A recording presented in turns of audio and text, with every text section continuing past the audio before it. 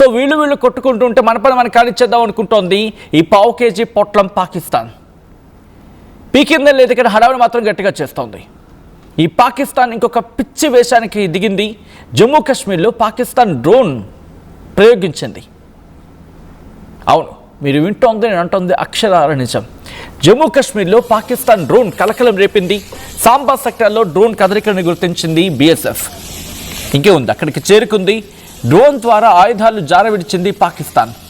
Flora గ్రామంలో పాక్ ఆయుధాలను గుర్తించడం జరిగింది. గ్రెనేడ్, 2 పిస్టల్స్ని, 16 రౌండ్ల బుల్లెట్లని, 3 పిస్టల్ మ్యాగజైన్స్ని స్వాధీనం చేసుకుంది. గత కొద్ది రోజులుగా ఎటువంటి ఈ పిచ్చి పనులకు దిగుతోందో నేను చెప్పే ప్రయత్నం చేస్తాను. ముందుగా ఇక్కడ మాట్లాడుకున్నాం కదా ఈ నానో డ్రోన్స్ గురించి. అసలు నానో డ్రోన్స్ అంటే ఏంటి, ఏం చేస్తాయి, పాకిస్తాన్ నానో డ్రోన్స్ని ఎందుకు ప్రయోగించింది, దీని గురించి కూడా మాట్లాడుకునే ప్రయత్నం చేద్దాం.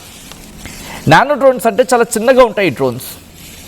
డ్రోన్ వర్గీకరణ జరిగిన తర్వాత, అంటే డ్రోన్ వర్గీకరణ ఇన్ ద సెన్స్ రకరకాల డ్రోన్లు ఉంటాయి కదా, ఈ రకరకాల డ్రోన్లు ఈ నానో డ్రోన్స్ అంటే అతి తక్కువ బరువుకు ఉంటాయి. ఇవి మన డీజీసీఏ ప్రకారం 250 అంటే పావు కేజీ కన్నా తక్కువ ఉండే బరువులు, వీటిని నానో డ్రోన్స్ అంటారు. అంటే మన అరచేతిలో పట్టేంత మాత్రం ఉంటాయి ఇవి. కానీ ఏం చేయగలవో తెలుసా, మాట్లాడుకుందాం. ఇది కేవలం ఏకంగా 50 అడుగుల ఎత్తు వరకు ఎగురుతాయి.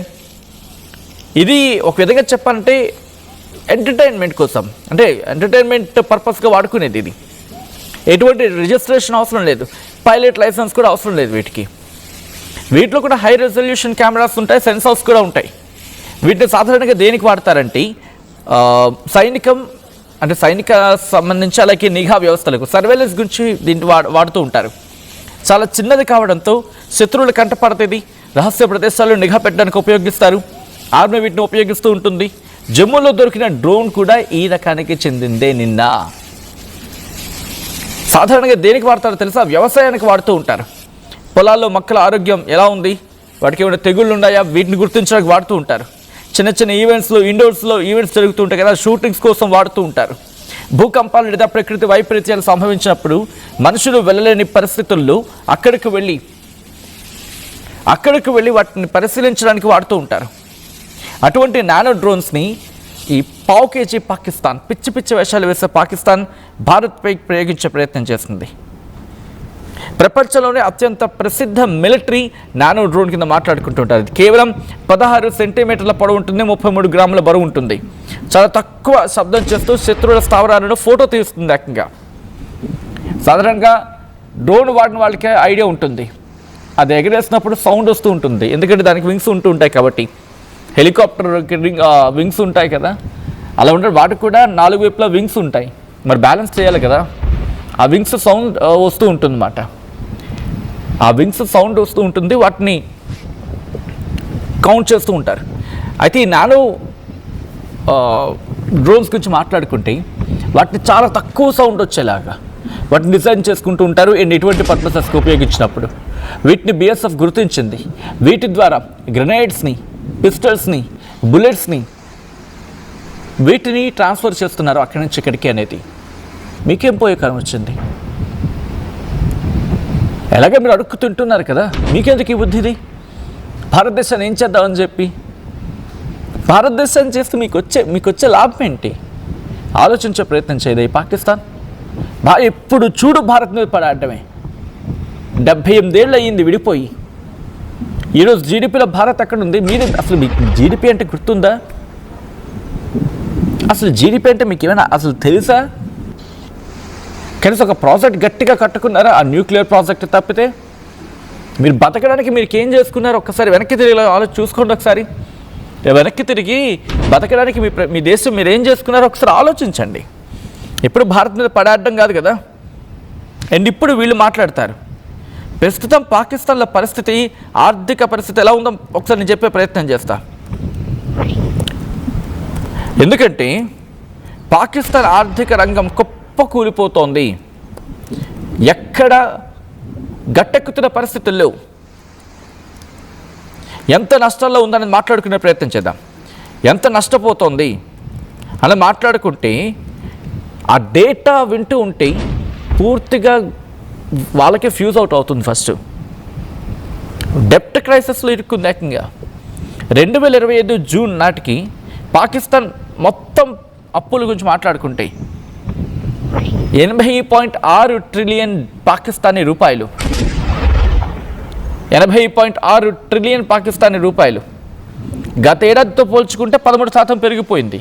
అంటే 2024తో పోల్చుకుంటే పెరిగిపోయింది. ఇక జీడిపియా, వాళ్ళ జీడిపిలో 70% అప్పుగా సరిపోతుంది. దేశం మొత్తం అప్పు జీడిపిలో 70% చేరింది. అంటే 100 రూపాయలు వచ్చింది అనుకుందాం. ఫర్ సపోజ్ నాకు 100 రూపాయల జీతం వచ్చింది అనుకుందాం. ఫర్ సపోజ్ ఐఎమ్ సెయింగ్ 100 రూపాయల జీతంలో 70 రూపాయలు అప్పులకి పోతే ఇంకా 30 రూపాయలు తినేదేంటి? ఇది పాకిస్తాన్ బతుకు. తిరిగి చెల్లించడానికి 2026 నాటికి చైనా, సౌదీ అరేబియా వంటి దేశాలకి సుమారు $77 బిలియన్ విదేశీ అప్పును తిరిగి చెల్లించాల్సి ఉంది పాకిస్తాన్. 2025-26 ఆర్థిక సంవత్సరంలో $23 బిలియన్ వాళ్ళు చెల్లింపులు చేయాలి. ఈ ధరలంటారా, ద్రవ్యోల్బణం ఏకంగా 25-30% కొనసాగుతోంది. కనీసం ఒక సగటు పాకిస్తానీ పౌరుడు వాళ్ళ ఆదాయంలో 63% కేవలం ఆహారానికి 37% ఖర్చు చేయాల్సి వస్తుంది. విద్యుత్కి అంటే ఎలక్ట్రిసిటీ బిల్లుకి, గ్యాస్ బిల్లుకి ఇంకొక 26% ఖర్చు చేయాల్సి వస్తుంది.